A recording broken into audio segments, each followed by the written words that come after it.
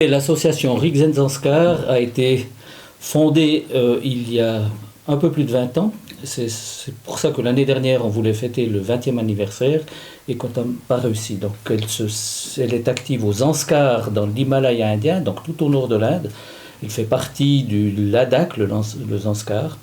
Et puis, c'est une association qui a pour but de venir en aide aux populations, je dirais, de leur amener je dirais des outils pour les amener à se développer.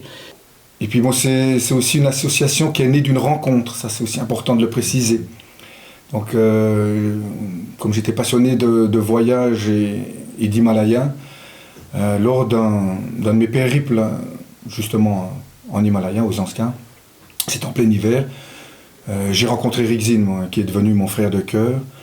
Et donc en remontant un fleuve, parce qu'en hiver on ne peut pas y accéder par la route, il faut remonter par un fleuve gelé. Donc en remontant le fleuve gelé, on s'est bien sûr lié d'amitié. Et depuis ce jour-là, donc on a monté avec l'association Rijkzenzanskar beaucoup de projets.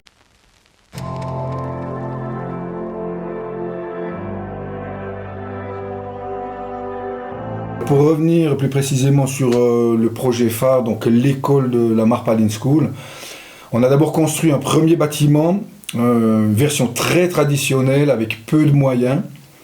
Et ensuite, on a construit un deuxième bâtiment sous la forme d'un mandala avec là un peu plus de technicité, grâce aussi à la collaboration justement de personnes, de bénévoles suisses, notamment de Genève, des menuisiers. Là, je pense qu'on en parlera après, dans l'atelier menuiserie. Après, à l'intérieur du bâtiment, il y a une bibliothèque. Il y a un atelier informatique, il y a Internet aussi par satellite, il y a des laboratoires de sciences, enfin un laboratoire de sciences. On a organisé bien sûr un transport, il y a 3 vallées principales aux Zanskar, donc 3 bus qui sillonnent ces vallées pour récolter, enfin pour amener les enfants à l'école, parce que certains étudiants marche plus d'une heure ou marcher en tout cas plus d'une heure pour venir à l'école. Pour les bus, donc ce qui était dès le départ, qui est apparu extrêmement important et au comité local et à notre comité, c'était que les élèves puissent rentrer le soir à la maison. Donc parce qu'il est assez traditionnel que l'éducation soit synonyme de séparation de la famille.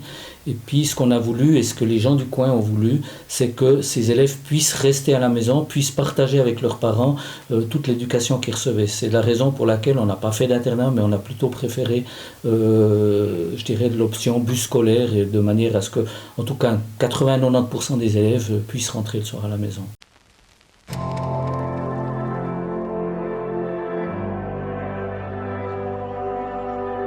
Alors, au niveau de l'impact, je dirais, on a été soutenu sur le projet d'éco-construction pour des raisons d'organisation. Donc, le soutien de la FICD a couvert à peu près un quart de la totalité du projet. Et c'est à ce jour le projet qui a été soutenu par la FICD.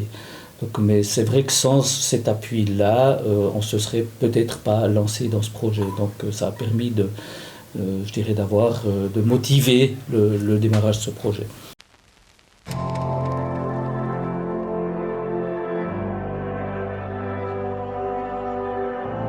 Alors moi, ce qui me touche particulièrement, ce sont les enfants. Chaque fois que je me rends aux Zanskar, en Himalaya, dans le patio, parce qu'il y a une espèce de grand patio à l'intérieur du mandala et qui fait 10 sur 10, quand ils sont tous assis au milieu de cette cour, j'arrive presque plus à m'exprimer, donc c'est une émotion qui est brute.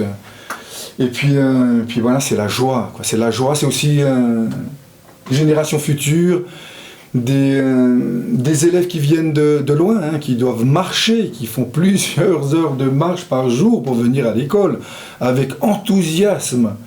Puis voilà, puis moi j'ai un petit bout aussi, là, Zayan, qui est monté d'ailleurs en Himalaya avec moi. Ils sont magnifiques, un peu espiègles. Donc pour montrer absolument aucune différence entre chacun, pour niveler les différences, l'uniforme commun. Voilà, donc, ouais, des sourires lumineux.